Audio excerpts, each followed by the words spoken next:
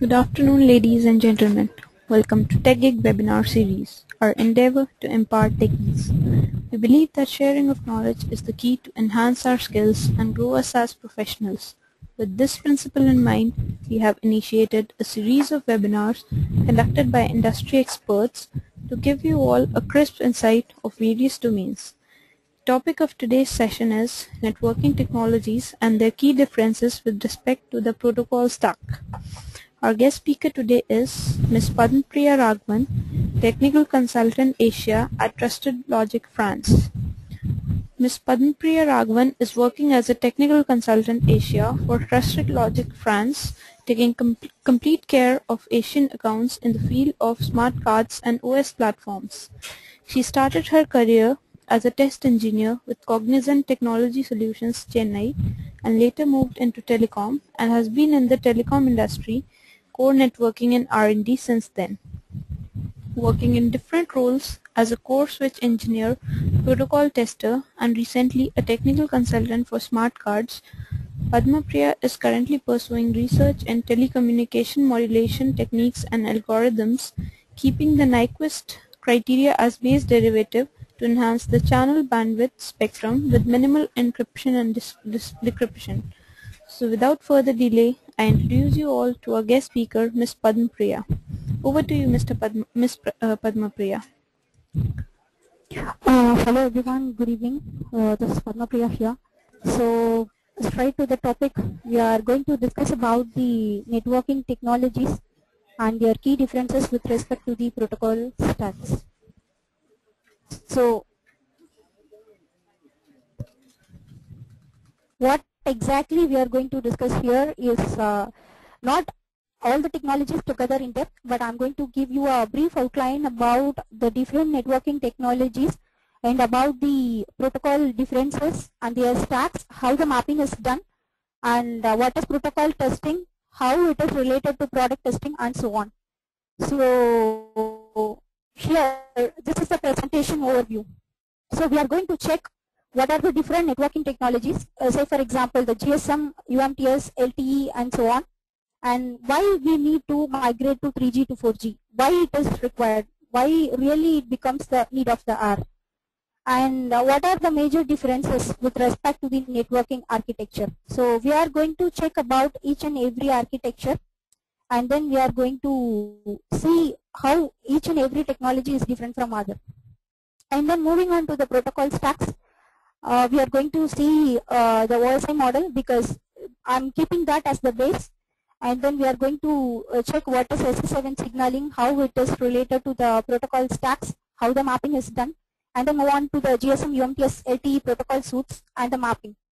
Then finally to protocol testing. We are not going to discuss how the protocol testing is carried out in every technology or in every network, but we are just going to check what is protocol testing, why it is required, I mean the outline and the very basic things to be known to a protocol tester. That's it. So moving on to the first one.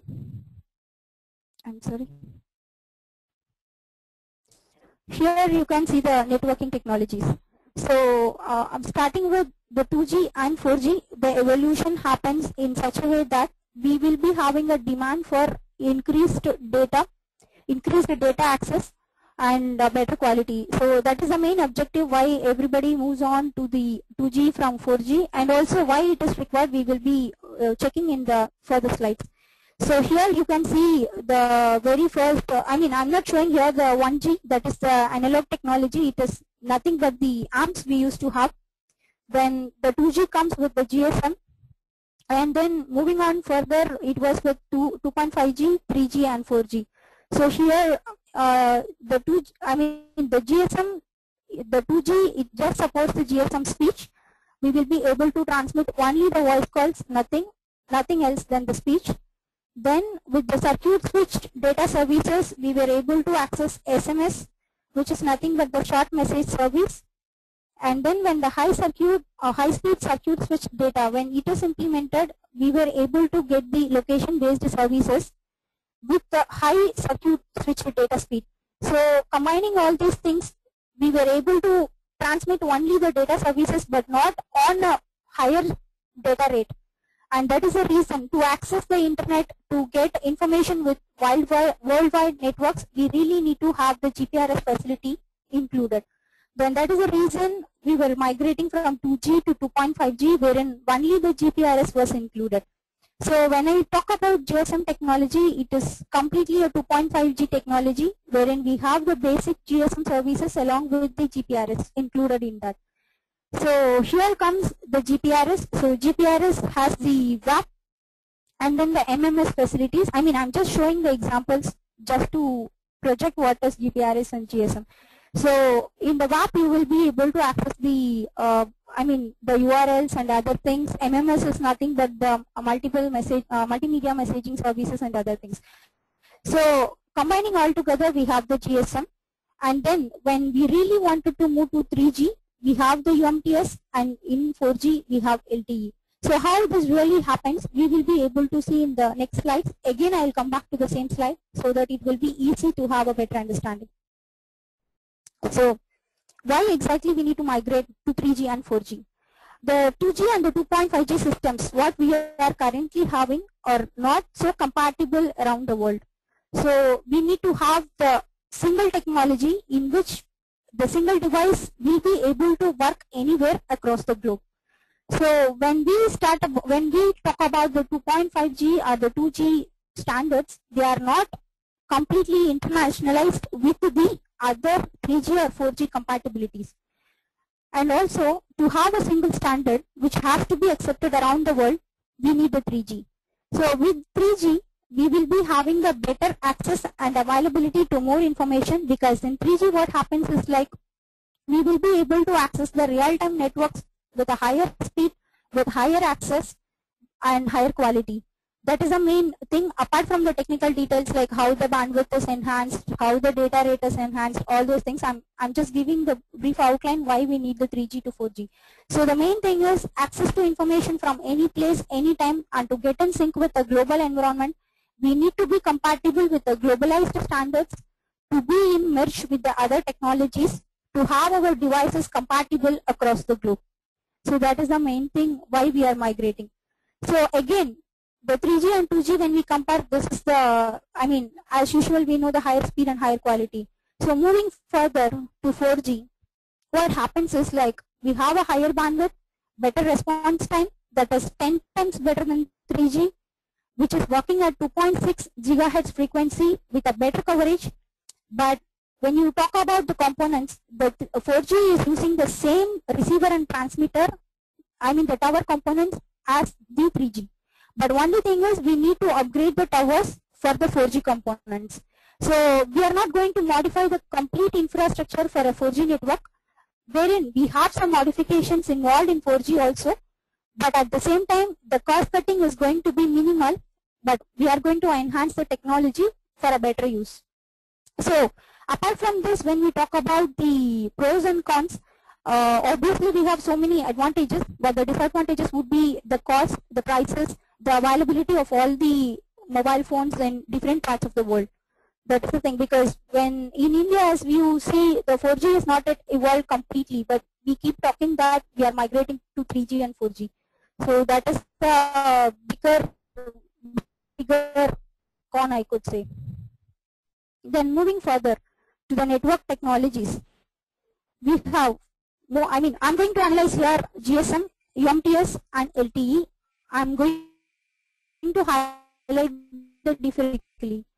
So it's not going to be the complete networking architecture in detail we talk about it, but I'm going to highlight how GSM works, how UMTS works, how LTE works, and what are the major differences between each of them, how the infrastructure is different for each of them, what exactly the protocols are differing, all those kind of things, along with the interfaces. So the first one would be the GSM. So GSM is nothing but the global system for mobile communications. It's a digital cellular technology which is categorized under 2.5G. As we were seeing in the previous slides, the evolution. So you will be able to see how the evolution happened. Like from 2G to 2.5, we have a basic circuit switched data. Along with that, we are going to have the HSCST, and then we are inputting the GPRS. Then all together, we have the 2.5G, in which the basic GSM facilities for the call and data services are transmitted. Then, as we discussed, it supports the voice call and data transfer speeds up to 9.6 kbps together with the transmission of SMS.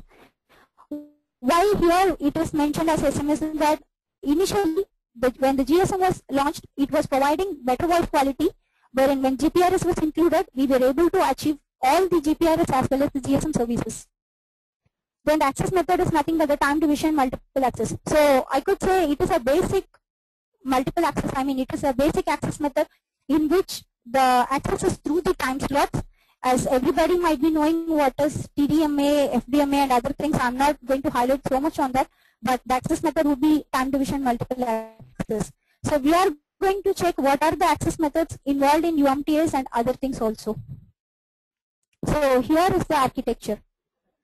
So we have, I could say we have a BSS. I mean, I'm splitting it into two basic components. One is the BSS and NSS. So BSS is nothing but the base station subsystem, and NSS is nothing but the network subsystem, network station subsystem. So completely what happens is like you have a NMS. NMS is nothing but network management system, which categorize or which takes care of the complete NSS in cooperation with the BSS. So here we can see the subscriber identity module, which is nothing but your SIM. Then you have the BTS, BSC, mobile switching center, HLR, VLR, and the PSTN network. So starting by one, SIM is nothing but your, subscriber identity module. It is nothing but a chip which has got its proprietary files to communicate to the network. So basically, when you talk about in the case of GSM, KI, KC, or whatever it is for the authentication purposes, which is sent by this, which is the communication between. We have different kind of communication levels. One is between the SIM to mobile, that is the handset, and again you have the complete mobile equipment along with the SIM to your network. So here you will be able to see the SIM and your mobile equipment communicating to the BTS. So your BTS is nothing but the base transceiver station, that is your tower, whatever the network may be. And then comes under the BSC. BSC is the base station controller. So the base station controller controls all the BTS together. Say for example, okay, let's move to MSC, then we can see the example. So MSC is the mobile switching center. We can also say that master switching center because all the control comes under the MSC. The user plane, the control plane, all the call activities, session management, everything is carried out by MSC. So what exactly the MSC does is when suppose there is a person who is in, say for example in Chennai, who wants to communicate to person B in another area, another location of Chennai. Then what happens is like through the MSC to MSC, the communication is handled. That is how the ISUP call basically carries out. Then we have the HLR and VLR. HLR is nothing but the home location register, which contains all the databases of the subscribers. For example, if it is if you take a Vodafone network, then the HLR will contain all the subscriber details in HLR. And VLR would be the visitor location register, which is nothing but whenever there is an entry from one subscriber to, whenever there is a subscriber entering from one location to another location, the VLR takes care of it, mapping the information, checking the information with respect to the HLR. So how this happens basically, this VLR plays a major role when in the case of roaming. But in general cases, this is how the basic architecture is, and we have different interfaces. When I say interfaces, it's nothing but how one component talks to the another component. That is what we call as interface. Why we need an interface? Because say for example, when BTS talk to BSC, it may not be the same level of communication what BSC is handling with MSC. And that is why we need interfaces, and that is why we need protocols, and that is why we need gateways. So here you can see the normal subscriber identity module with the mobile equipment. On the other side, you have your PSTN network. So let's take two cases. One is the normal mobile call which is handled. So what happens, say for example, when a person in Chennai is trying to call a person B in Bangalore, what happens? Basically, two different kind of networks are going to talk between each other. That means the Chennai Airtel network can be able to talk to Bangalore Vodafone network. But as you see, the networking architecture could be the same, but when we talk about in the aspect of mobile operators, the components might be different, because sometimes they may use the Ericsson components, sometimes they may use the Nokia components. We are not sure about what exactly happens inside the MSC server. So in those cases, we really need a gateway which will be common to two different networks, which will be able to handle the communication between two different networks. And that is why we have the GMSC, and GMSC is nothing but the gateway MSC. So the gateway MSC will be able to route the calls depending on which MSC it has to route the call. That is the major role of this GMSC. And when we talk about PSTN network, obviously it is going to be a public switch telephone network. It is completely a different network rather than the GSM. So obviously we need a gateway to communicate between the main MSC and the other world, I mean to say the external network. So that is how it happens. And why we have OMC, why we need network management center? Basically, when there is a live network, say for example Vodafone, then what happens exactly is that we need to keep monitoring the live network in order to reduce the congestion, in order to reduce the traffic payload and other things. Why? Because in order to have a seamless connection, we need to have a continuous transmission of whatever it is, I mean to say the voice or data. So depending on that, to make your network to be enhanced, to provide a better service and other things, we need a monitoring center wherein it will be keep on monitoring the complete network. So when we talk about the network management center, it could be different. I mean, for NSS there would be a different OMC. For BSS it would be a different OMC and other things. OMC is nothing but the operation and maintenance center. So this is how the basic architecture of GSM, wherein the call connectivity happens. Apart from this, here is another component also, which I didn't include because I really don't want to confuse much. It is a virtual MSC. Basically, when there is a call congestion, say for example, when your network is completely loaded. For example, there is a festival on January 1st, for example, New Year. Then at 12 o'clock, it is obvious that everybody will be trying to reach other. So there could be a possibility, higher possibility, that your network can get congested. So at that point of time, you really need to release some of the carriers to transmit your data or to your voice. So what happens is, like, we create a virtual MSC wherein we create some circuits. When I say circuits, it's nothing but the even link carriers. Then we make the routing to be done as such the traffic is not getting congested. So this is how the basic GSM architecture works. And you can see the AUC, that is authentication center, equipment ID, so on. So what exactly it refers to? When you have your mobile, when you have your SIM, you will be having a unique components, for example, the IMEI number and the IMC. So IMEI is nothing but your handset number, International Mobile Equipment Identity, and IMC is nothing but the unique number assigned for your SIM, that is International Mobile Subscriber Identity. So these two things has to be authenticated through the AUC, wherein this AUC takes care of so many operations like algorithms, encryption and decryption, authentication, etc. So it's really a big process what exactly happens inside this EIR and EIUR, etc. But the outline is such that the call connectivity happens in this way for a normal, the same network and to another network. So moving further, here you have the UMTS. So what is UMTS? UMTS is nothing but Universal Mobile Telecommunication System. It is based on the 3G standards. That is, basically it has its derivative from GSM standard. We will be seeing that in the next further slides. But it is a third generation mobile cellular technology. It operates on 3G and it is provided by the 3GPP standards. I mean to say it is compliant with the 3GPP standards, when we talk about 3GPP standards, I'm not going to explain all the standards because it's really, as we know that there are so many releases, so many standards, but we are just going to see what exactly happens in every network.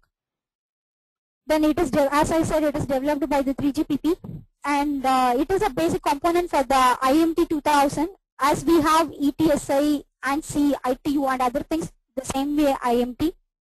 And here we have access method as to be wideband code division multiple access. So one thing, the basic difference what could we see from GSM to UMTS is the access method, apart from the other technical details. I mean to say the speed, the data rate, the frequency, apart from all those things, here you can see the access method is different. That is wideband code division multiple access. When we say CDMA, it is a little bit more secure. I mean, in another aspects, you have its own pros and cons, but at the same time, you will be having a career to deduct your collisions and other things. So here we use WCDMA to offer great spectral efficiency and bandwidth. So when we have an enhanced bandwidth, obviously we are going to have enhanced data rate and other things with a very good spectral efficiency. So it provides a complete network system with RNC, that is nothing but the, I mean, it is going to cover the radio access network, that is the UMTS terrestrial radio access network. We call it as UTRAN, and the core network. So simply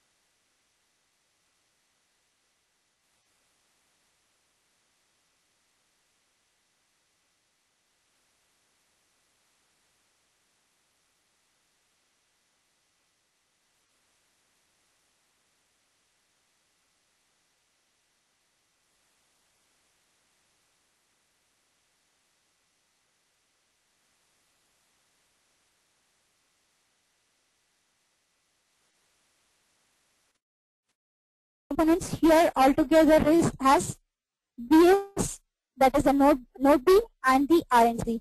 So the major thing when we say what is 3G UMTS would be the basic network management system along with the core network, along with this UTRON, that is nothing but the node B and RNC, plus your user equipment is going to be your UMTS.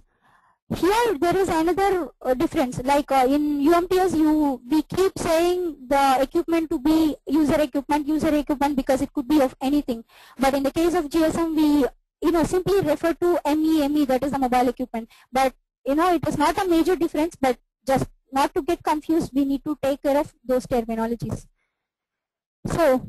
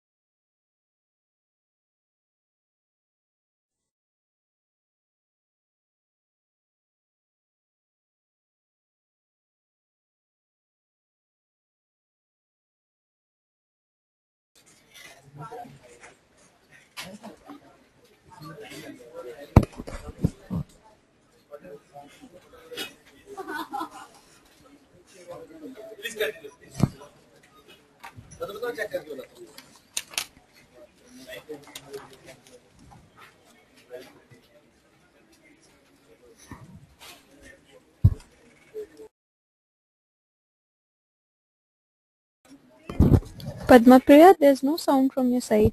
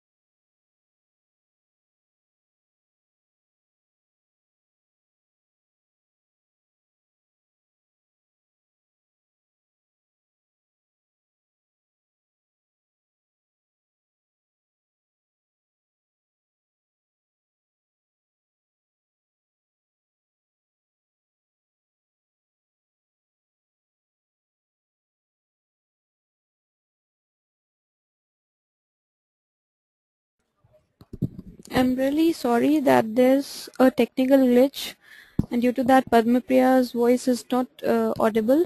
We're just connecting her again in a few seconds.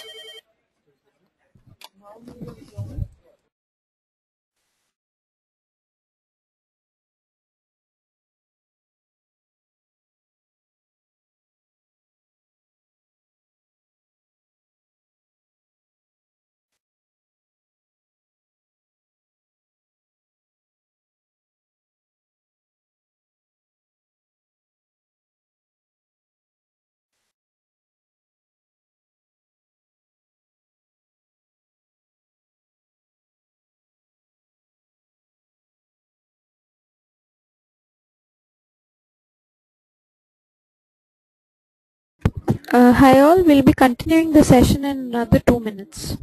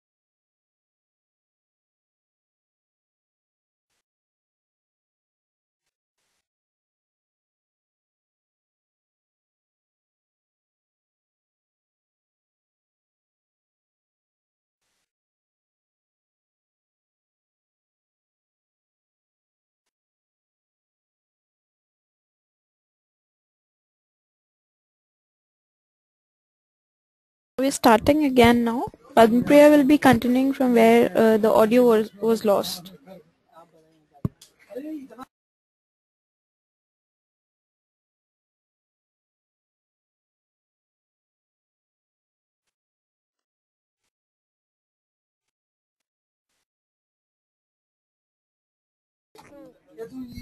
Just to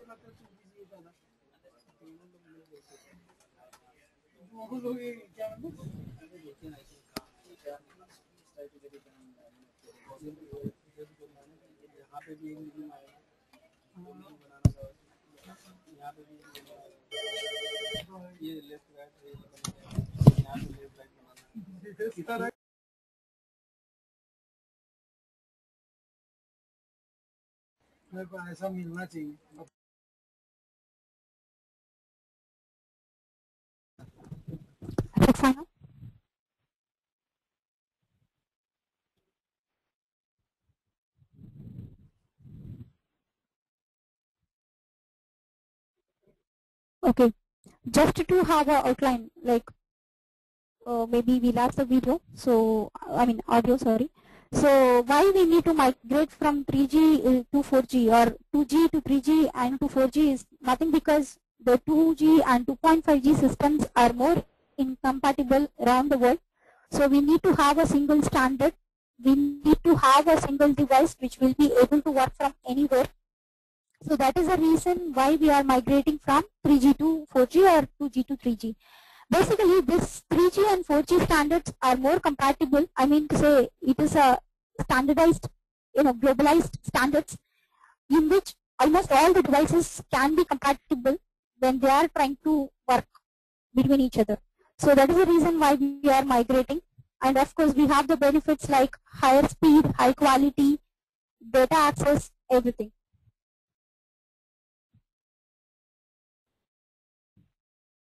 So here we see the basic differences, like 3G and 4G. So we have a higher bandwidth, we have a better response time, which is 10 times better than 3G, and it's working at 2.6 gigahertz frequency with a better coverage, and it uses, the main thing is the 4G components are just enhanced, but they are using the basic 3G infrastructure as just to upgrade. So we are just going to upgrade the towers for the 4G components, wherein the cost cutting is reduced. So that is the main reason, main advantage over 3G and 4G. And moving further to network technologies, we were seeing what is GSM. So GSM is nothing but the global system for mobile communications. It is a digital cellular technology which is categorized under 2.5G. It provides both mobile telephony and data transfer to transmit mobile voice and data services. So here we have the access method as TDMA, as we were discussing previously, how the 2G gets involved with 2.5G and how the GPRS was involved in that. So it comes into 2.5G because of the GPRS services included in that. And the access method is TDMA here, that is a time division multiple access. So here we have the architecture. So we have our mobile equipment along with the SIM card, and we have the BTS, BSC, MSC, ELR, HLR, and the GMSC. So basically this forms the entire GSM architecture, basic GSM architecture I could say. So what exactly each and every component does is nothing but, we have our SIM. The SIM contains some of the proprietary files and other things to communicate between the mobile equipment. So that is a different case altogether, how the SIM to the mobile equipment or the handset, the communication happens. But when we talk about the complete equipment, I mean the handset along with the SIM, again that is going to communicate, when you initiate a call, it is going to communicate it through the BTS. BTS is nothing but the base transceiver station, and your BTS is going to route the call to BSC, and this BSC, the base station controller, takes care of all the complete BTS which are under its control. For example, if you are in Chennai, so for example in Guindy, then that particular Guindy BSC will take care of all the BTS, the towers which are coming under that particular location. So that is how the BTS to BSC communication is handled out. Then moving further, we have MSC. MSC is nothing but the mobile switching center. So this MSC, we can also say master switching center. So this master switching center takes care of the complete BSCs coming under it. So for example, if you have a network for Chennai, then that MSC, Chennai MSC will take care of all the BSCs in Guindy, in Tambara, etc. So that is how it happens. Then we have the HLR and VLR. So HLR is nothing but the home location register. It is a database register. So it maintains all the records, all the databases of the subscribers who are under the network. Then we have the VLR. VLR is nothing but the visitor location register. So this VLR majorly plays a role in the case of billing and the roaming concepts. So what happens is, like, when there is a person who is migrating from Bangalore to Chennai, wherein Bangalore is going to be his home network, Chennai is going to be his roaming network, then this VLR will take care of the visitor who is going to enter, along with the mapping or the check which is going to be done with the HLR. So this HLR and VLR are basically databases which takes care of the subscriber details. And then we have the NMC, that is Network Management Center, which takes care of the OMC operations. OMC is nothing but the operation and maintenance. That is the operation and maintenance center. And we have a data communication network, and we have a PSTN network. So we will see one by one. So what happens with when, okay, here we have another component, GMSC. So GMSC is nothing but the gateway MSC. What exactly this gateway MSC does? In case of different networks, when they are trying to contact or they are trying to communicate between each other, we need a gateway which is common to both of the network, which will be able to communicate between two different networks. So here we have the GMSC, which is going to act like a gateway, which is going to route your calls to the particular MSC or wherever it is, it has to be routed. So that is a major play of this GMSC.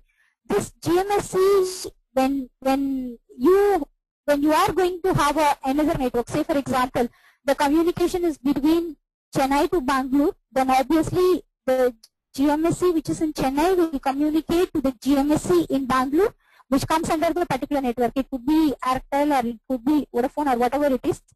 And then GMSC to GMSC, when it is initiated, it will route the call to the particular MSC, and that is how the call gets established. So apart from this, we have some other components here, which are AUC, equipment ID, and other things. So this AUC and other things plays an important, that is nothing but the authentication center.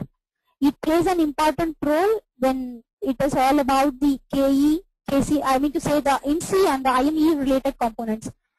INC is nothing but your SIM will have a unique identity number, which is the International Mobile Subscriber Identity, that is the INC.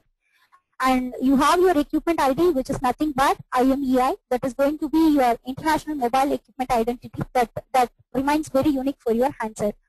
So this is how the authentication happens in a GSM network. Once when the authentication is done, then only the subscriber will be able to latch into the network or able to access any of the services. So we can categorize this complete GSM architecture into two. One is the BSS and the NSS, wherein this NSS completely takes care of the MSC and other related services, wherein BSC takes care of this BTS and BSC. So here we have some of the interfaces. Why do we need interfaces? Because it is not sure that how the communication between BTS and BSC is handled the same way it is not going to be between BSC and MSC. So we have interfaces, and these interfaces are going to communicate between these different components. So here you could see the SIM and the mobile equipment is going to communicate through the BTS through UM, and here you can see BTS to BSC is via ATR interface, and BSC to MSC is A interface. So apart from this, we have a PSTN network. As I said, whenever there is a call from any kind of service from a PSTN network, it is going to be routed via GMSC. So this is a basic architecture. How exactly it happens? This is for not for the packet, I mean the PS. So when we have a PS, obviously we will be having GGSN and SGSN, which we will be seeing in the further slides. So next comes here is the UMTS. So what is UMTS? UMTS is Universal Mobile Telecommunications System. So it is a third generation mobile cellular technology for networks. It has its base on the GSM standards. It is developed by the third generation partnership project, wherein this 3GPP standards has to be compatible for a UMTS network to operate. I mean to say the UMTS network has to be compatible with the 3GPP standards to enable its services. A component of the International Telecommunications Union IMT 2000 standard set. As we have several standards and several systems, here we have the IMT 2000 for UMTS, and here the access method is wideband code division multiple access, which is nothing but the WCDMA. So here the major difference you could see, apart from all the standards, all the data rates and other things, is the access method is different from GSM. In GSM we had TDMA, wherein in UMTS we have WCDMA. Then here this technology is a radio access technology which provides greater spectral efficiency and bandwidth. Obviously when we migrate from 2G or 2.5G to 3G, we are going to have a better bandwidth, better spectral efficiency to have a better service. It provides or it specifies a complete network system by covering the radio access network, that is UMTS terrestrial radio access network, or the UTRON and the core network. What exactly this refers to, we will see in the next slide. So here we have the 3G UMTS architecture. Here you will be able to notify one thing, that is, in the case of architecture, here you have the same MSC VLR, SGSN, PSTN network, GGSN, internet and other things. So what the major difference we could see here is nothing but the node B and the RNC. So to some extent we are able to understand that this BTS BSC components are here mentioned as node B. They are going to do same kind of functionality, or it could do. We are not sure for this moment, but we will see that in the further cases.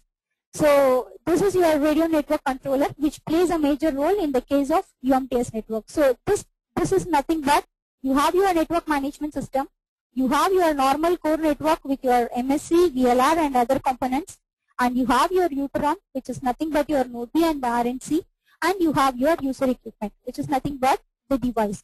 So here, since it comes under 3G, instead of calling as mobile equipment, we keep saying user equipment. So here we have GGSN. GGSN is nothing but the gateway GPRS serving node, and SGSN is the serving GPRS support node. So what happens between GGSN and SGSN is nothing but when we try to access the internet, we need to have particular components or particular interfaces through which the data can be accessed. So in the case of UMTS, this GGSN takes care of the IP address assignment, it takes care of the session management, and this support GPRS serving node takes care of the managed mobility contest. It takes care of the interaction between the RNC to have the RAB setup. RAB setup is nothing but the radio access bearer control. We will see what exactly is RAB setup and other things. And also it takes care of the inter-RNC handover.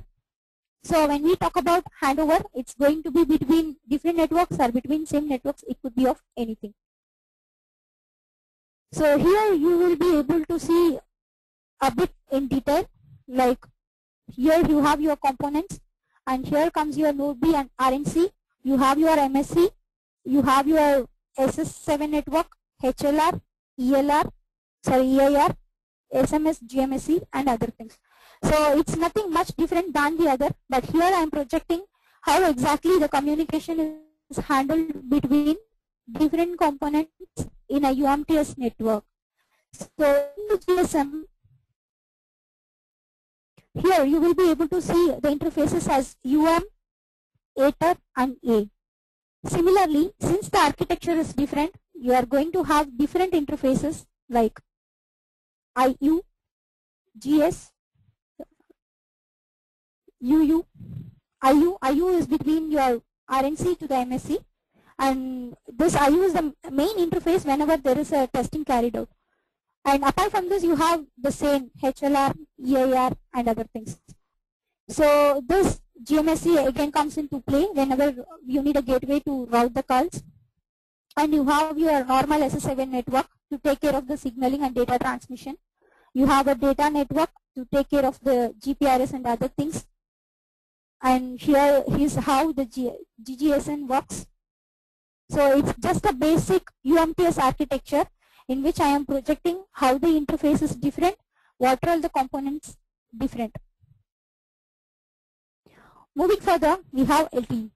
So LTE is nothing but long-term evolution. It is marketed as 4G LTE because the technology is on 4G. It is a standard for wireless communication of high-speed data for mobile phones and data terminals. Also, this LTE is based on the GSM Edge and UMTS HSPA network technology. So what we really need to realize this point of time is that when you see UMTS, the base derivative is we can keep the GSM as the basic component, but we have different equipments, or we have different components, we have different interfaces which are going to play the basic roles of BTS, BSC and so on.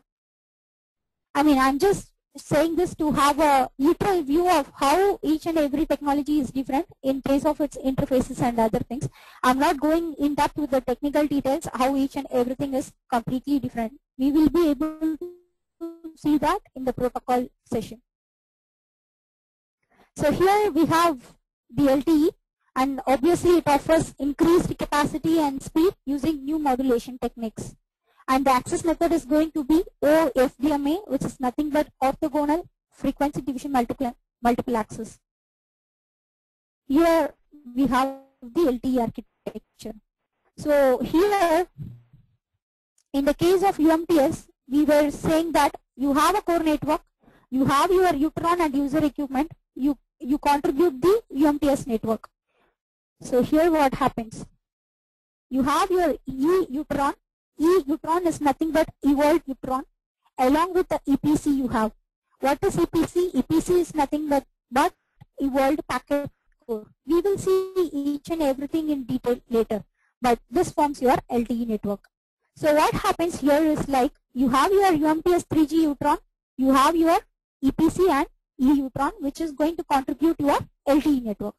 So here the Utron is nothing but you have your node base, you have your RNC, you have the same SGSN and GGSN. So this all together combines and forms your Utron. So as we say, Utron plus EPC would be the LTE network, then you will be able to see here the E-Utron and the EPC network. So this E-Utron comprises of various ENV nodes, that is the node B. Since it is going to be of 4G technology, it is going to have different data rate, different spectral efficiency, different bandwidth. We call it as evolved node B, and the interface is going to be X2 between the node Bs. And this Utron, that is the E-Utron, is going to communicate with the evolved packet core to have a better packet core access, to have a enhanced mobile telephony or whatever it is. We have the evolved packet core. It is not going to be the same as we saw in GSM, but it is going to be a bit different. So this is how the basic LTE network architecture is. And these node Bs are going to communicate to the EPC through the S1 interfaces. So what is this MME? MME is nothing but the mobility management entity, and UPE is going to be your user plane entity. So we are somewhat clear that we are going to have the mobile management and other things handled by the EPC, complete EPC along with the access gateway. Apart from that, the basic, the communication between the BTS to BSE, as we saw in GSM, here we are going to have the E-nodes, E-node Bs communicating between each other through X2 interfaces, which in turn is going to talk to the access gateway to S1. So this is the, the slight difference, how we can arrive to a point how the GSM is different from UMTS, how UMTS is different from LTE, and so on. So here we say system architecture evolution. So this system architecture evolution is nothing but the 3GPP standard on which the LTE architecture works. So here you will be able to see your GRAN, that is the GPRS or GSM or Edge RAN. Here you have the UTRAN for UMTS, and you have the evolved RAN for your LTE network. So again, you have your MME UPE, you have the SAE, that is the system architecture evolution gateway, you have your PDN, you have PCRF, you have HSS. So what each thing does? HSS is nothing but the home subscriber server. When we are migrating to 3G and 4G, everything is based on IP. Then we have the HSS also, which is going to be the basic, which is going to provide the basic HLR services, and this is going to communicate to other, I mean to say the EPC or whatever it is, through the S interfaces. In general, I refer as S interfaces, but it could be different because between each and every node, we are mentioning it with a different interface notation. Then this MME is nothing but the mobility management entity. This is going to take care of the user plane and other things which are related to the packet core.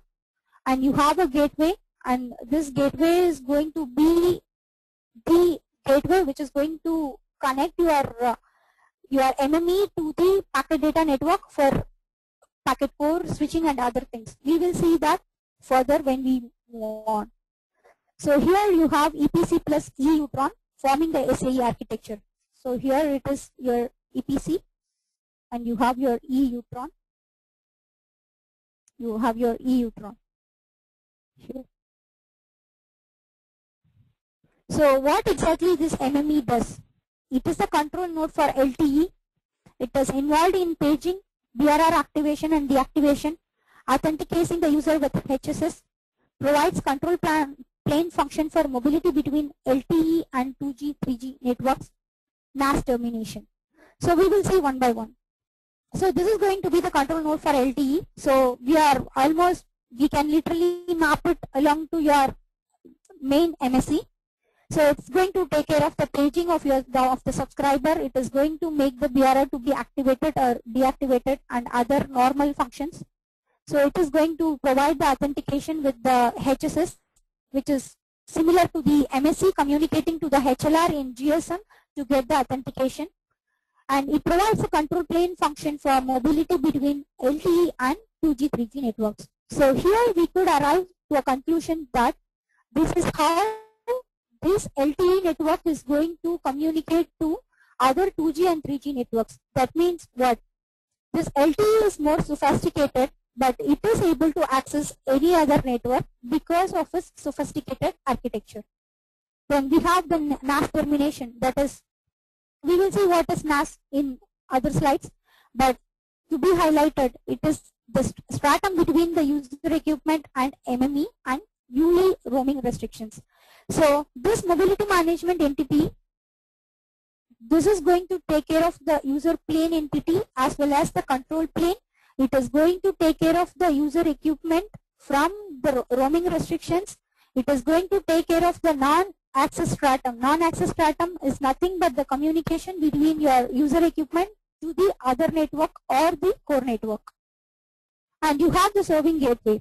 So whenever we talk about a gateway, we need a gateway in case, as we discussed before, we need a gateway whenever we are trying to communicate between different components. So obviously we have a serving gateway that routes and forwards the user data.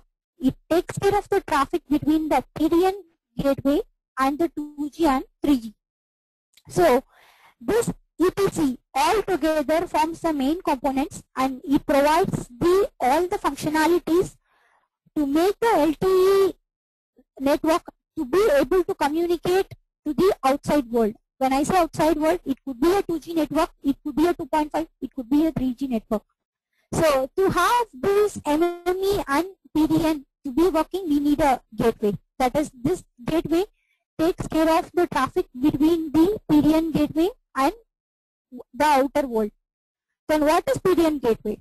So this PDN gateway is going to provide the connectivity between the user equipment to the external packet data networks.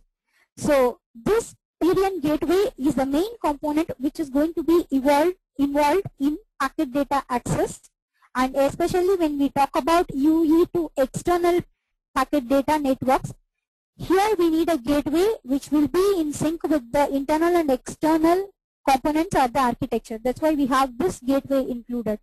So this PDG is going to secure the data transmission with a UE connected to the APC over an untrusted non-3GPP access.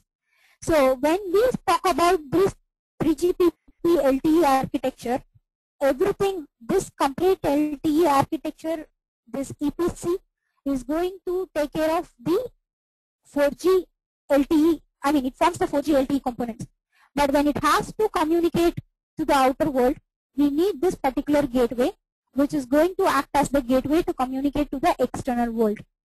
So this is how this EPC plus evolved RAN, or else we could say the EPC plus E-Neutron forms the LTE architecture. That is, and also since we say this 4G LTE is able to communicate through other external networks, the network could be of non-3GPP or it could be of 3GPP.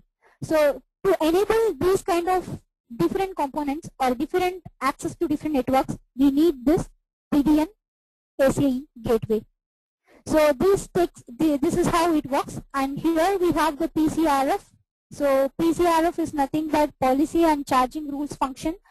Basically, this PCRF is going to play a major role in CDR, that is the charging, the billing, how it is communicated in case of the PDN gateway and other things. But to be highlighted, the basic difference we could see here in the case of LTE is that we have eNode base and we have EPCs. So this is what we saw now. Then here we have the GSM family. So initially, as per the statistics, we could say GSM operates on 40 kbps with 2G subscribers of the figure 3.3 billion subscribers.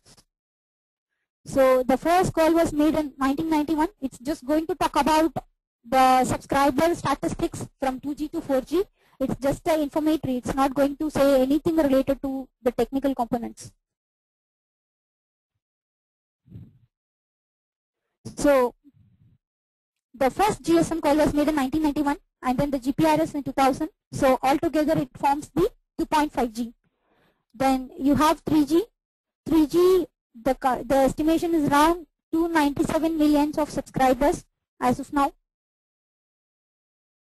And it uses the WCDMA access method with 384 kbps. And the edge was in 2003. Edge is nothing but the enhanced, next to when we talk about edge, we could say it is not completely 3G, but it could be 2.75G, because when it is completely into UMTS and LTE, then only we will be able to say that it is a complete 3G 4G network. So this works on the basis of HSPA with 55 millions of subscribers on use, and HSPA 14.4 Mbps. And you have HSPA evolved with a Slater data rate, that is speed 28/40 Mbps. And currently, according to the statistics, we are expecting to have 24 to 25 millions of subscribers in the year 2014. So this is the GSM family, but we could see, or we could say that the base derivative, if we are very clear with all the GSM components and the GSM architecture, it would be easy that we could map the UMTS architecture with respect to their functionalities and also the LTE architecture with respect to their functionalities, provided they have different components, different interfaces, and obviously different protocol stacks. So LTE in 2009 was calculated as OFDMA technology with 50/100 Mbps. Then moving further, here the networking technologies, the outline of all the three networking technologies ends here. We will be seeing now the protocol stacks. So here we have OSI model, SS7 and SIGTRAN. We will see one by one in general. So what is the OSI model? We all know that it is a very base model, the open standard, open system interface, or the open standard interface by which all the telephony works. So you can see the protocol mapping of OSI model, SS7 based and SIGTRAN. So here what happens is, like, you have your OSI model with all the layers, that is physical, data link, network, transport, session, presentation and application. Just a tip, you can remember all these things by remembering this, like, please do not take stupid person's advice. Then you will have your physical, data, network, that is N, T for transport, S for session, P for presentation and A for application. So this is how all the 7 layers work. So just to keep it in memory, you can remember, please do not take stupid person's advice. So it will be easy to remember. Then you have SS7 based node. So what is this SS7? SS7 is nothing but the common channel signaling, which we used to call as CCS. Later it was transformed to be CCS7 and we used to call as SS7. So this SS7 is going to be the, I'm mapping this SS7 based node with respect to this OSI model. So as we know what each and every layer in our OSI model does, exactly we need to map it with respect to this SS7. So this SS7 based node will have MTP1, MTP2 and MTP3, which are nothing but the message transfer part that plays the role of physical and data link in the case of OSI model. So you have your MTP, that is a message transfer part. It is going to take care of signaling data, error-free transmission, and also the routing. So here you have the basic components MTP level 1, level 2, and level 3. Then you have your TUP, that is the telephony user part, that is for normal telephony. And you have your TCAP. TCAP is nothing but the transaction capabilities application part that is going to connect and retrieve information out of databases. So obviously these, you will be having several layers along with these when you go further to Citron. But basically the derivative would be OSI model, because this is going to take care of all the applications, from the Ethernet cabling to the application and the routing. Everything is embedded within the OSI model, and that is the reason I am keeping OSI model as the base, and I am mapping it along with the SS7. So we have TUP, TCAP, and ISUP SCP. So as we saw what is TUP, now comes TCAP. TCAP is nothing as transaction capabilities application part. It connects and retrieves information out of databases. And you have the ISUP, ISDN user part for ISDN network. You have the SCP, that is a signaling connection control part. It is going to take care of the global title translation and also used to carry the TCAP user part.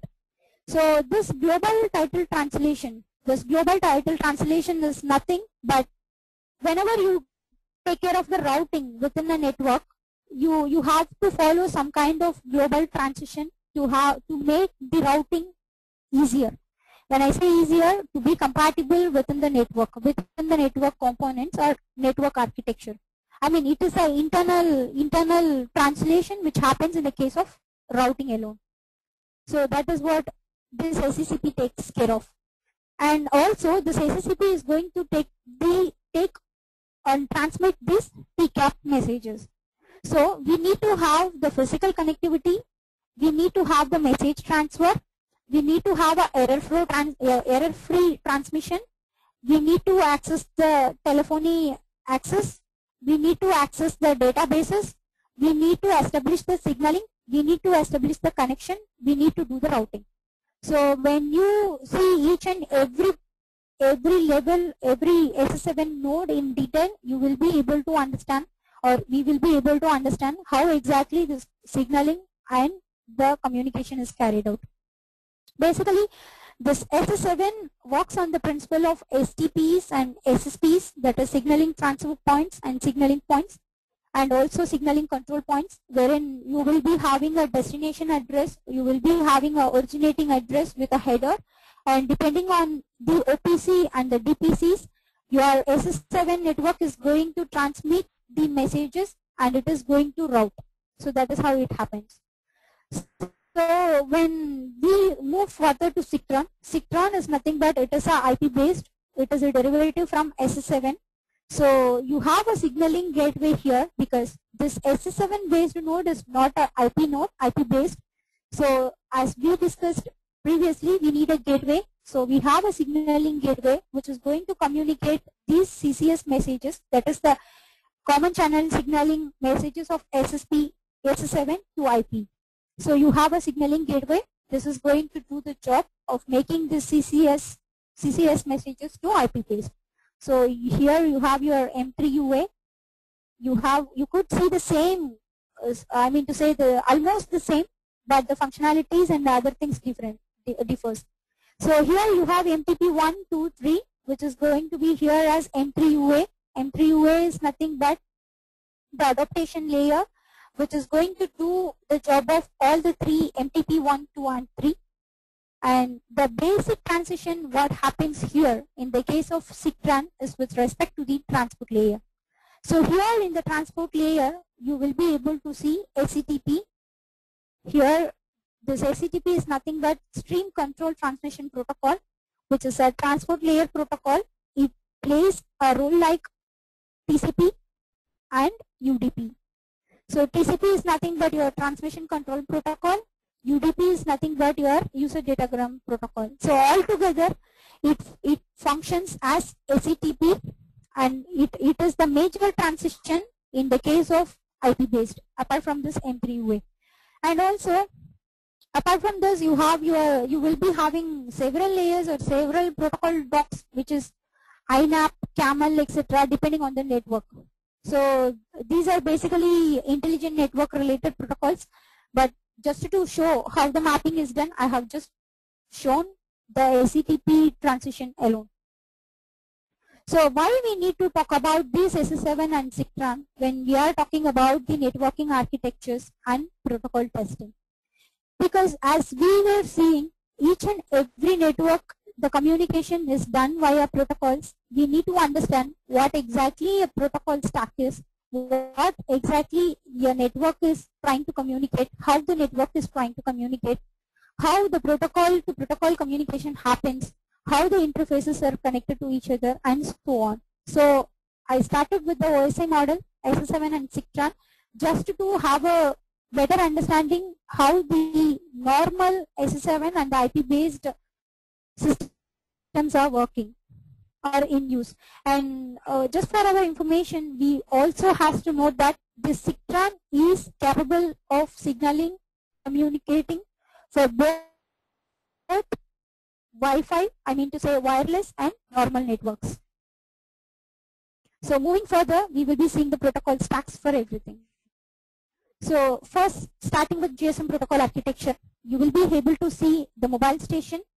This is going to be your tower. You will be having your base trans receiver station, that is nothing but the BTS, and you have your BSC, and here comes your MSC. So obviously, here you have your interfaces. These interfaces are trying to communicate between each other via some kind of protocol. So here you will be able to see, literally, not in depth, but you will be able to see the same protocols like RRM, LabDM, and here you will be able to see BTSM, wherein here it becomes SCCP, and here SCCP, and so on. So how exactly it happens is like, you have your, each and every component is going to talk to the other component via the interfaces, and here you are going to see how they are really going to talk. So this GSM protocol architecture, I'm just giving the overview of a simple protocol architecture. It's not going to explain you all the protocols in detail or about the user plane and control plane details, but it's just the mapping how this GSM protocol architecture is done. So you have your LabDM. LabDM is nothing but your link access protocol. It is going to do the data link.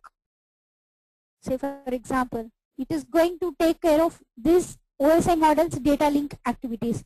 So that is the reason I have given this OSI model, just to have a simple understanding, like these derivatives are from here, so that we will be able to understand the functionalities in a better way. And you have your RRM. RRM is nothing but your resource management, radio resource management. It is going to take care of all the radio resources which are coming under. So you have your mobile station, you have your tower, you have your BTS, and obviously they are going to interrelated with each other through a connectivity, and they are going to take care of the radio BRS services via RRM. And moving further, here you have your BSC, base station controller, and it is going to have your the same LabDM and MTP, but here only when you see MTP plays a role, because here only this BSC is going to take care of these message transfer, this message transmission, and it is going to transmit it to its higher hierarchy or whatever it is through a kind of transport layer or through a kind of transport mechanism for which we need the SCCP. And when we talk about this BSS map and BTSM and all those things, they are going to be the appropriate mobile application part. They are going to take care of their particular BSC or BTS depending on their protocol services. But literally speaking, this is how the mapping is going to take care. So we can virtually imagine how many protocols would be inside a network, how many protocols will be able to communicate with each and every component. So that is altogether a different scenario. But just to quote an example how this mapping is done, I have just picked this slide to show how exactly the, and you have your mobility management and you have your connection management. So this is going to be, finally you have your MSC connected to the finally you have your mobile station, that is going to be your SIM, and the mobile equipment is going to talk to the MSC, that is through the MM and CM. That is the connection management and mobility management is going to take care of establishing the call. It is going to take care of the routing. It is going to take care of the global translation and other things. So this is a simple mapping, and as we discussed previously, here we have the SCCP, which takes care of the global title translation, and it takes care of the TCAP user part. So obviously here you will be able to see you have your MTP and you have your SCCP, and it is going to map with BSS map, that is going to communicate between, this is an intercommunication, and then you are going to carry out the MM and CM. So this is how the mapping takes care. So this is going to be an outline, because we really cannot incorporate all the protocols into a slide and go on with what are the different protocols, how the mapping is done. But I'm just giving an outline, that's it. So this is with respect to the 2.5 or 2G networks. When we further move on to 3G, we have a different protocol structure. We are going to view with respect to the 3G networks. So they are divided into access stratum and non-access stratum. So what is stratum basically? Stratum is nothing but a way of grouping protocols, one aspect of services provided by one or several. So you are going to group the protocols with respect to one services, but you are trying to communicate to different networks or several entities. Then what is access stratum? So this access stratum, again, it contains the protocol handling activities between the UE and access network. So here you have the access stratum capabilities, or this access stratum will only talk about the protocol handling activities between your user equipment and your own access network, wherein it is not going to take care of any core network services. So that is access stratum. And what is non-access stratum?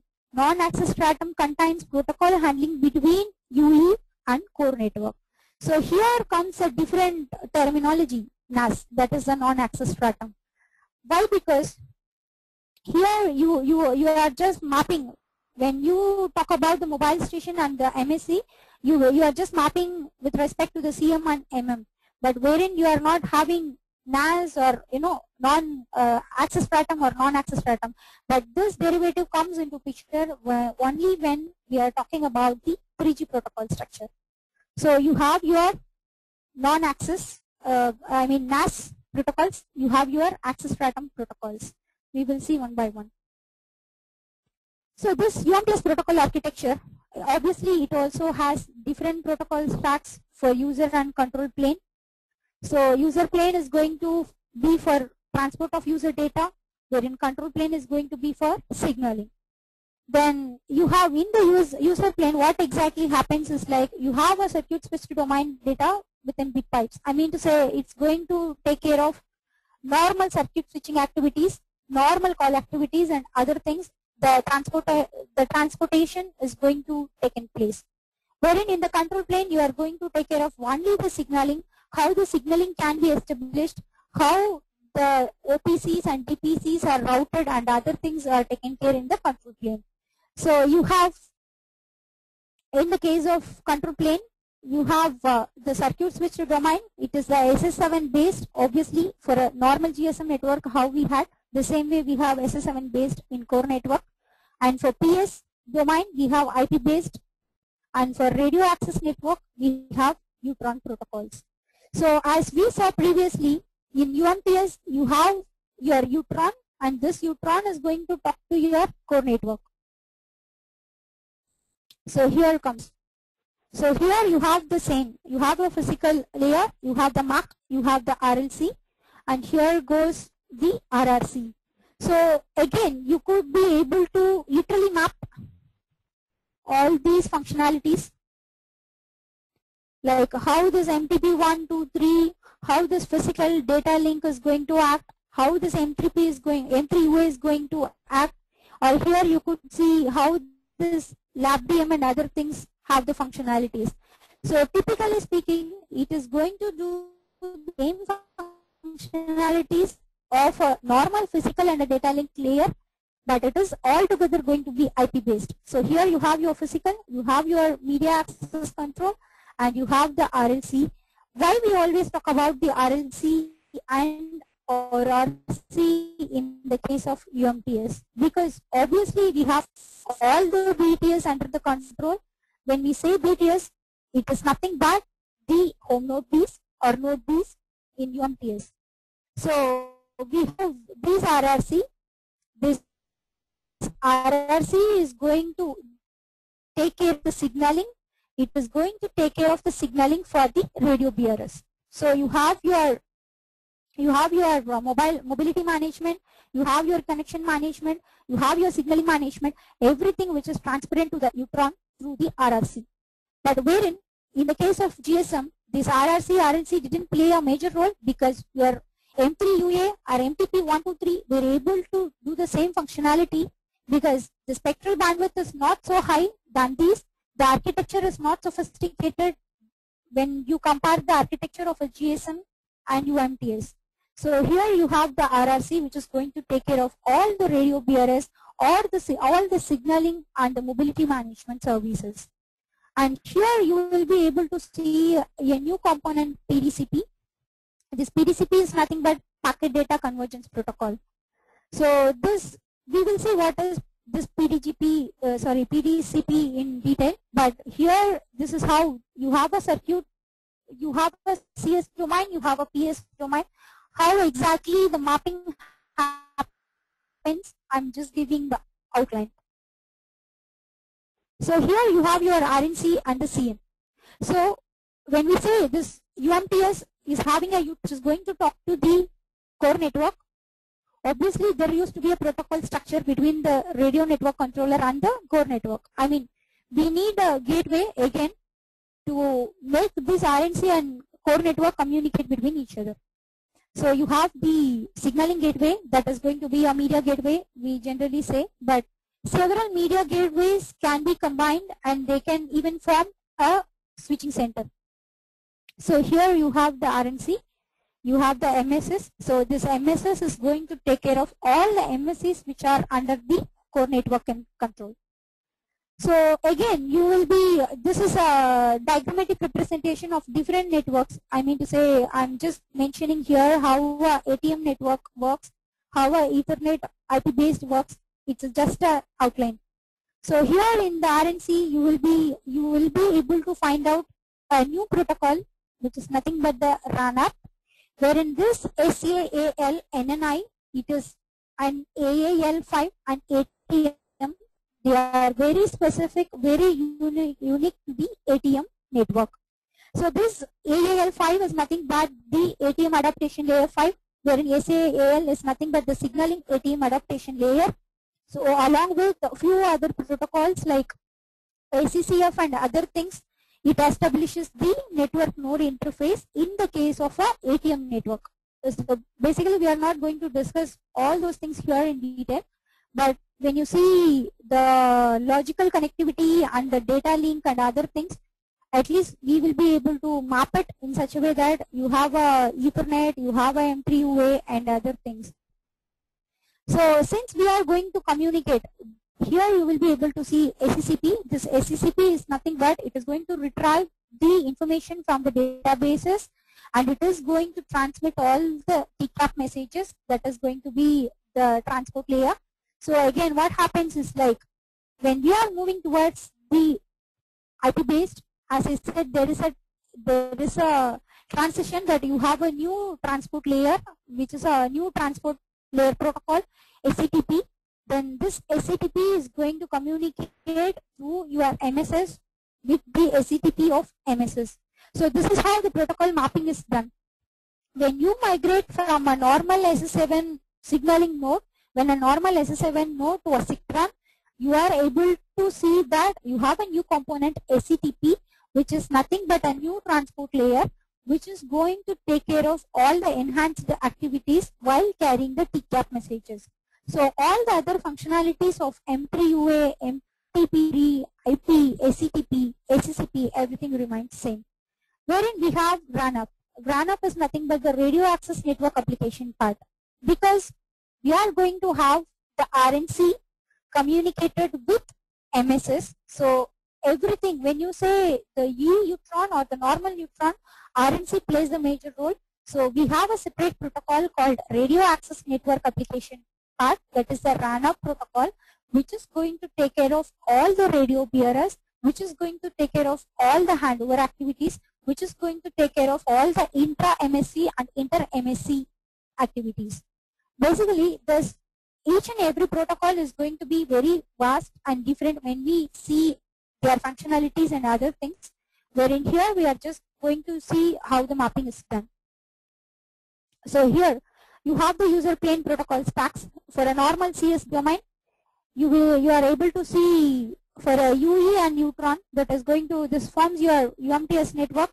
So here you have your WCDMA, and as usual we have the physical layer connectivity, we have the MAC, we have the RLC, and the interface is going to be UU. As we said, it's going to be between the user equipment and the node B or the node B and the RNC. So you have UU, and here when it is going to talk to a 3G MSC, you have the IU interface, and a normal GMSC is required whenever there is a communication between another different network. So we have the normal GMSC, and this is how the mapping is done. So when in the case of ATM networks, obviously we have the ATM and AAL2, those adaptation layers.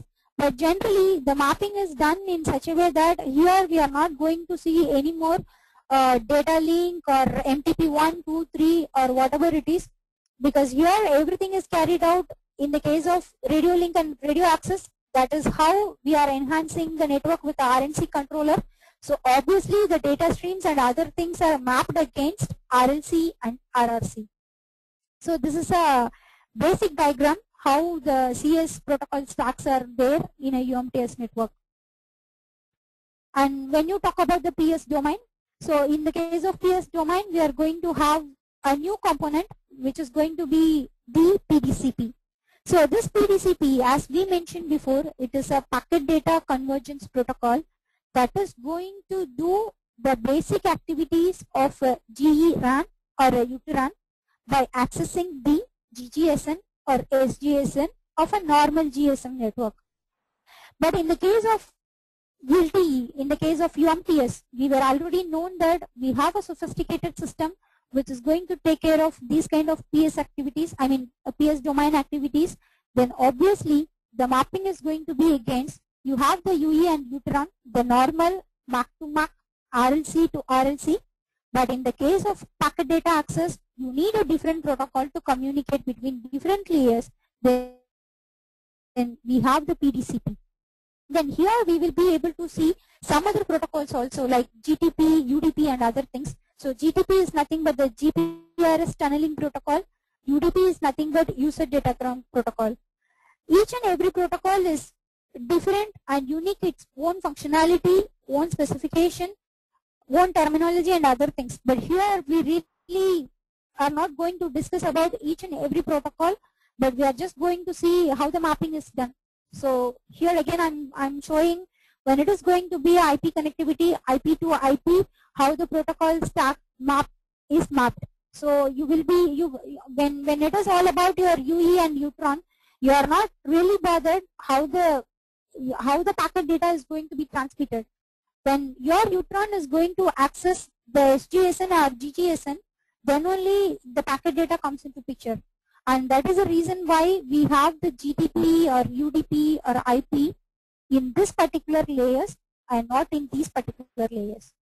So we will be able to understand the basic difference that when your network is getting enhanced, when your interfaces are going to different, when your interfaces are going to different, depending upon the functionalities, you are going to have the protocols involved in that.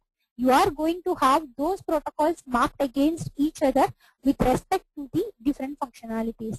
So it's not that only this UMTS PS domain contains only these protocols. No, it is not like that.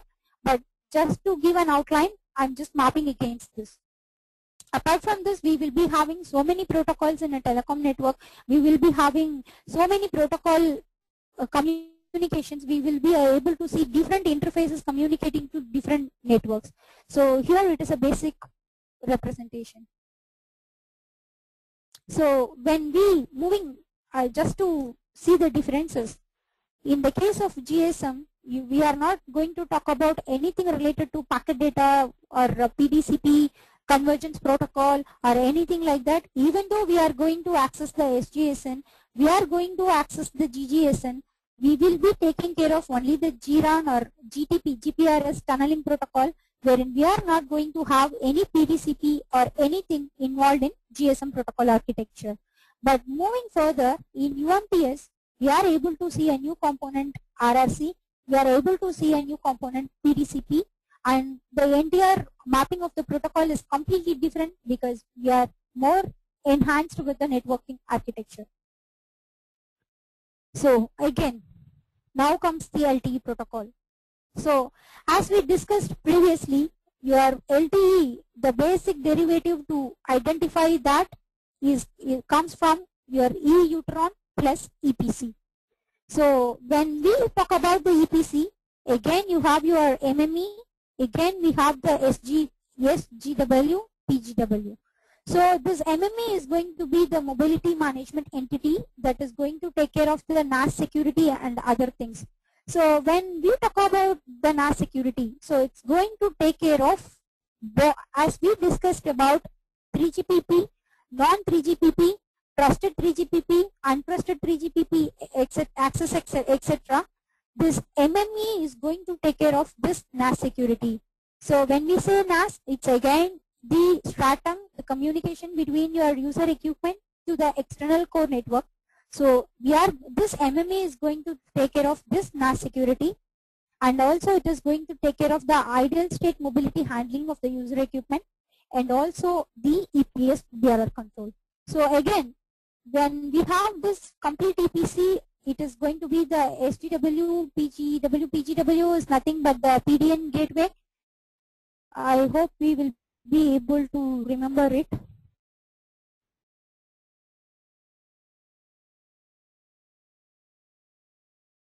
So here you will be able to see the E node B, that is the E-Utron, and we are going to have the MME mobility management entity, and along with the access gateway. So here we have the E-Utron and EPC. So the same thing is mapped here.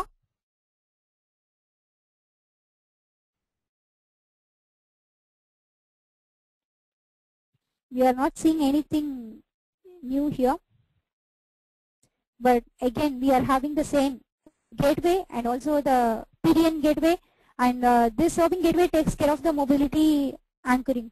So here this EPC, and you have the E-Utron.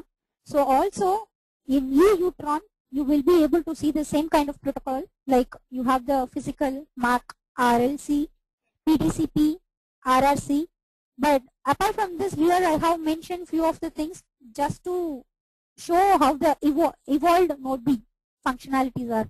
So it's going to take care of the intercell RRM. RRM is nothing but the radio resource management.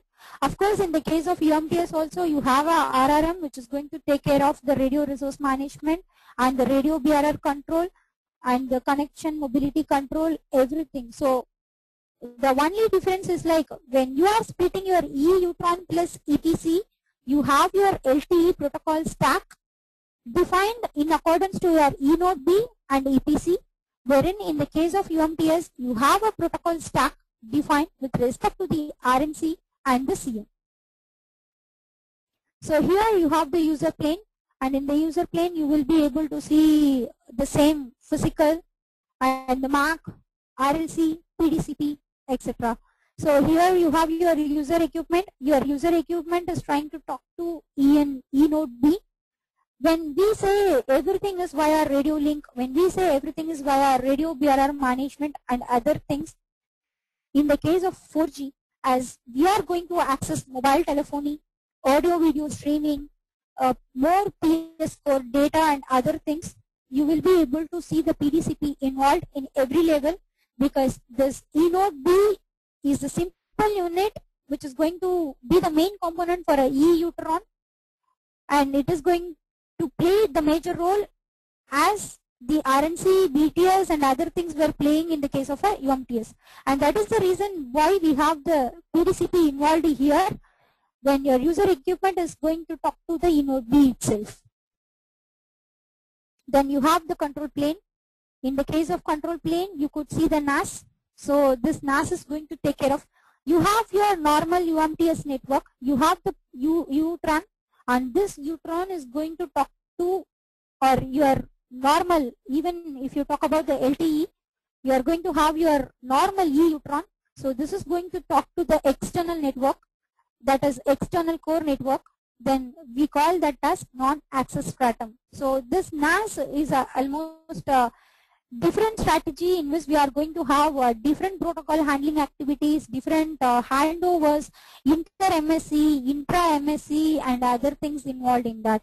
But we are not going to talk NAS in detail, because again we have to be very clear with how the RAN-off works, how this NAS is carried out, what is the interface in which this acts, etc.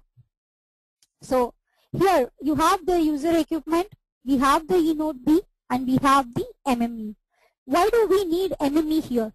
As we discussed earlier, our MME is going to be the primary control node in a LTE architecture, which is going to talk to the core network. So obviously we have the MME here. So this MME is going to provide the NAS between the user equipment and the core network.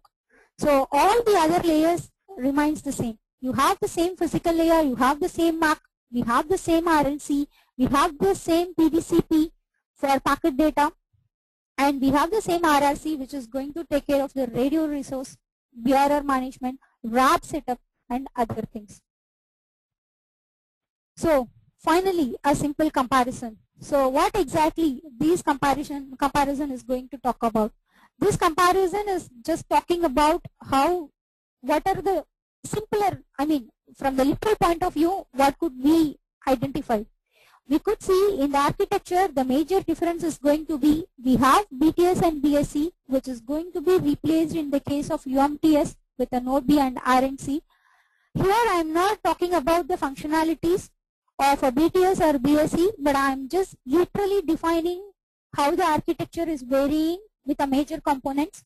So please do not take it serious that I am changing the architecture, or I am just giving the details that the components are changed. In that case, it's not so. So I'm just defining the variations between the architectural components. And here we have the E node B and a E-Utron. So that is how the architecture differs. And we have, in the case of interfaces, we have the AU or UU, ATER, ABIS and A. And we are changing the interfaces in the case of UMTS into UU, IU, GI, etc. And in the case of LTE, between the LTE network, basically we have X2, that is the E node B to E node B is via X2 interfaces, and these E node Bs are going to communicate to other components via S interfaces. Basically, these interfaces could be of proprietary interfaces depending upon the components. When I say components, for example, when we take a MSC or a GSM architecture, which is by Nokia components, then we can name it as A-, A1, ATER, etc. But it may not be the same when you have a different vendor equipment. So just to have a difference, just to have identification, we could say that the interfaces are different. And the access method, as we discussed, it's going to be TDMA and FDMA in the case of GSM. In the case of UMTS, it's WCDMA, and LTE it is OFDMA. So how the protocols are different?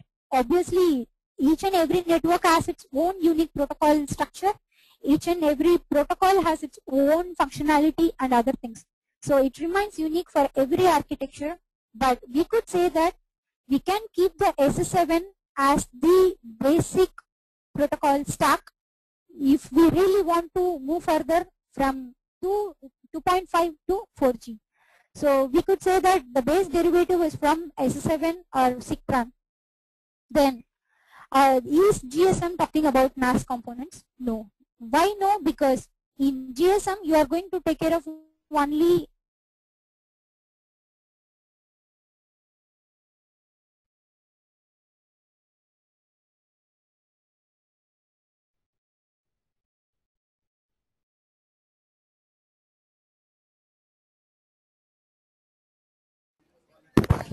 There's no sound from your side, Padmapriya. There's no voice coming. Can you please check your mic connections and your network connections?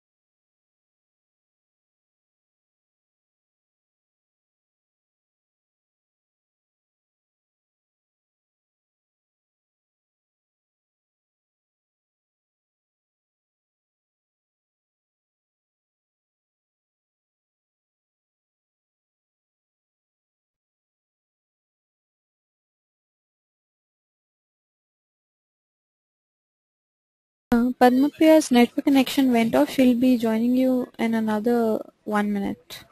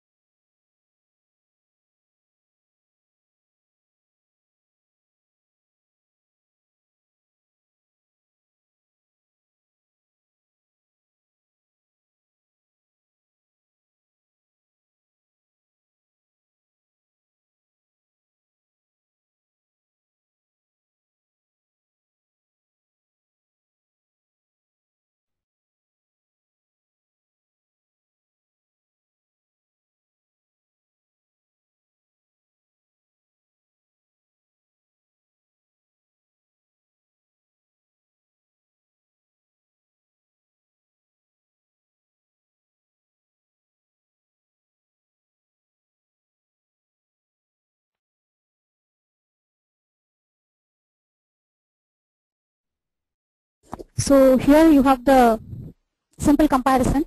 So here we are not going to have any NAS in the case of GSM, wherein we will be having the NAS in the case of 3G and 4G, because they are going to communicate to the external CN network. Padmapriya, your And screen is not these are visible. established. Your screen is not visible. Can you please show us your screen? Yeah.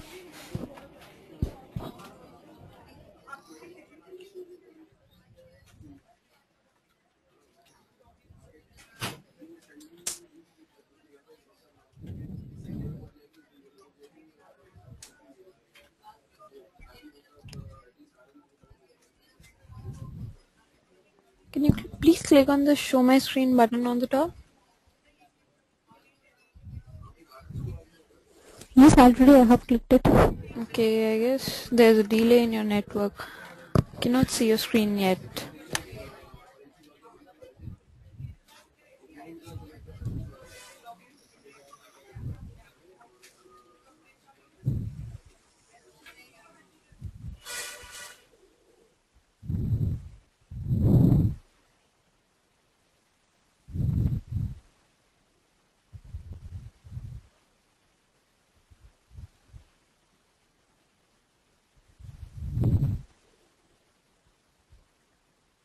So here is the simple comparison.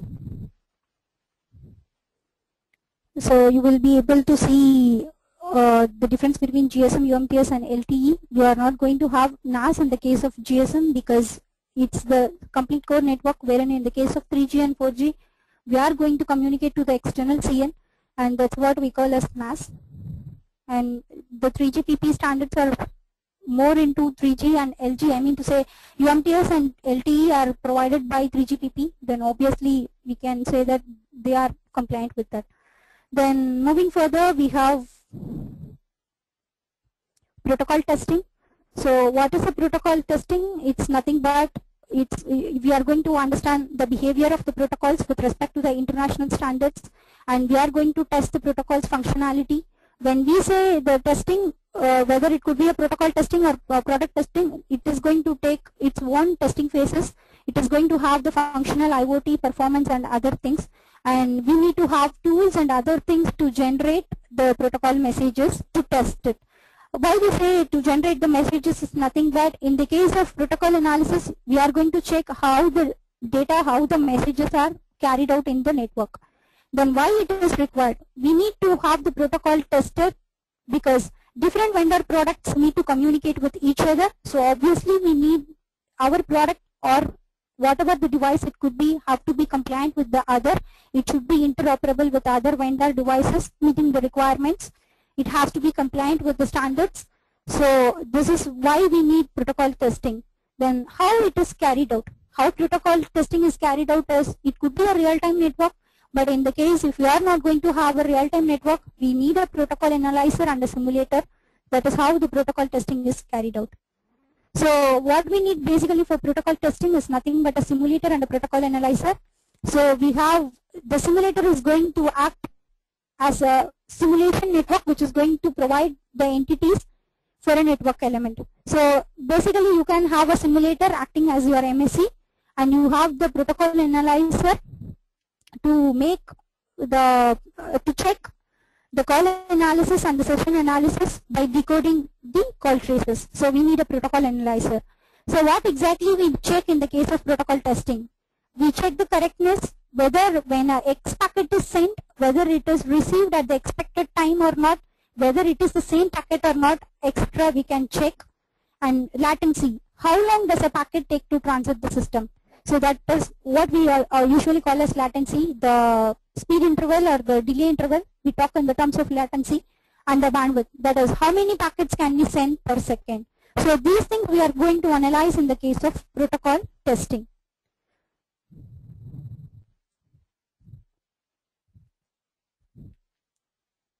So moving further, we will be able to see what is the difference between a product testing and protocol testing. Say for example, in a case of telecommunication network, we have a product, say for example, it could be a router or whatever it is, we need to test it. So obviously we are keeping the test host and the device under control connected to a lab network or else to a real-time network via some LAN and serial connectivities. So we have, you could see here the test host, which is going to be the system which is going to send and receive the test packets, which is going to be the simulator, and we have the device under test. So this is the device which we are going to test. So we have kept a device under a network. Now we really need to monitor whether this product is going to be compliant with the standards, whether it ensures the quality or not. So for each and every call or a voice or whatever it is going to be, we need to check how this device is going to react or this device is going to work in a network. And that is why we are keeping this device under test, wherein we are going to connect the systems to a simulator, and we are going to connect this device with a lab network or a real network, and we are going to monitor this device performance through the protocols. Because as we know, the communication is via protocols. Obviously, when a product is placed in a telecommunication network under test, we are going to analyze the protocol behavior.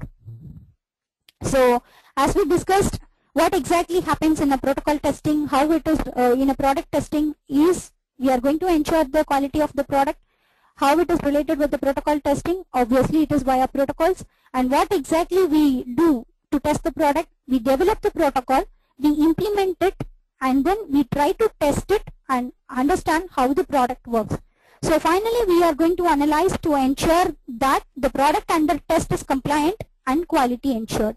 So we can use any kind of testing tools like Wireshark, eTreal, etc. because they are compliant with the SS7 methodology. And here I would like to highlight that this product testing and protocol testing could be different, but in a telecom network they are related to each other. So the conclusion is, we have been so far discussed about the different networks, what are the various aspects, what are the protocol stacks, how the structure of protocol is in GSM, UMTS and LTE, what is protocol testing, how it is carried out, how a product testing is carried out, and how product testing is related to protocol testing. So I close up this webinar with this session. Thank you all for your patience.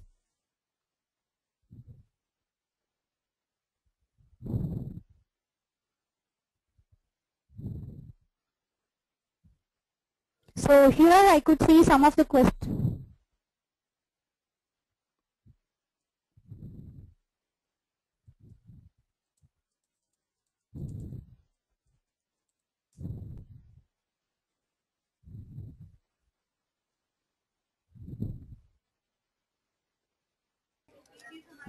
Thanks for the insightful presentation, Ms. Padmapriya. Let's quickly take up the questions now.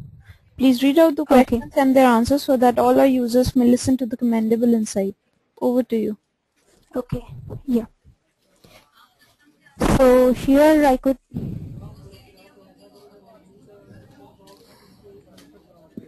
So here there is a question, what kind of database we do use for HLR register?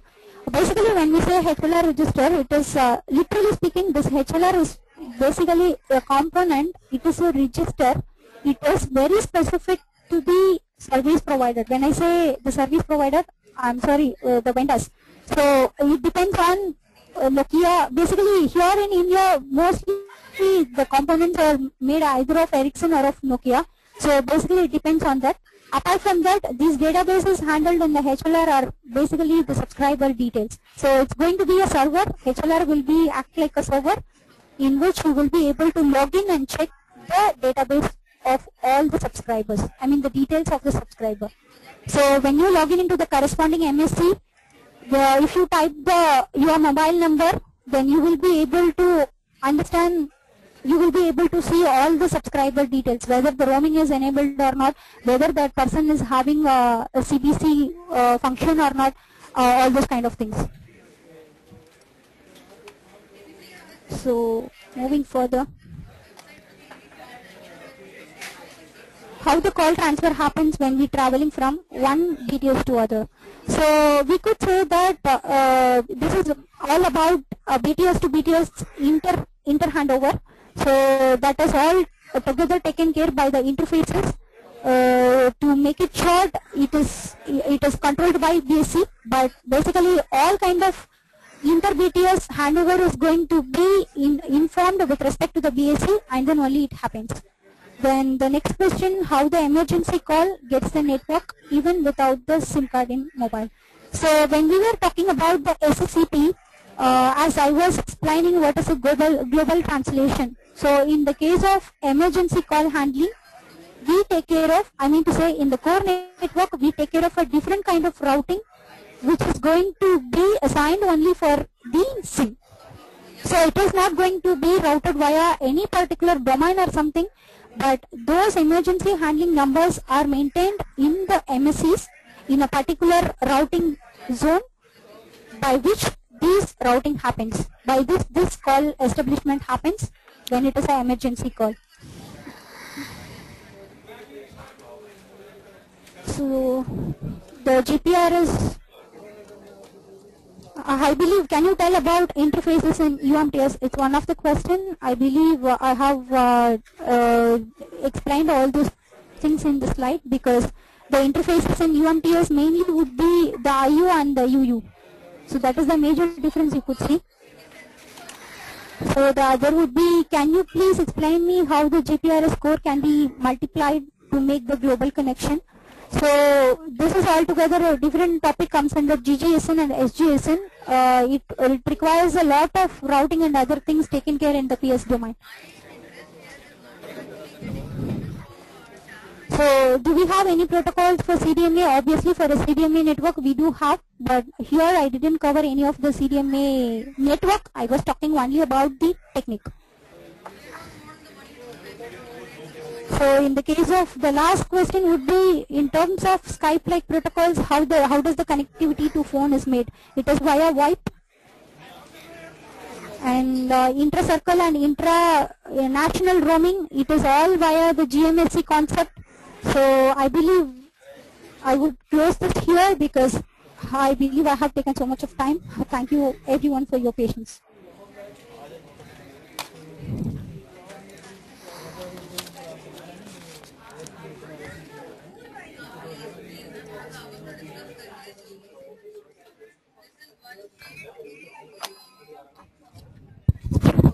Thanks, Ms. Padmapriya, for your session on networking technologies and their key differences with respect to protocol stack. It was indeed a great session. I would also like to Thank thank you so much. all our participants for their support in making this webinar a success. The recording of the webinar will be available on techgig.com by evening. Thank you all. Thank you.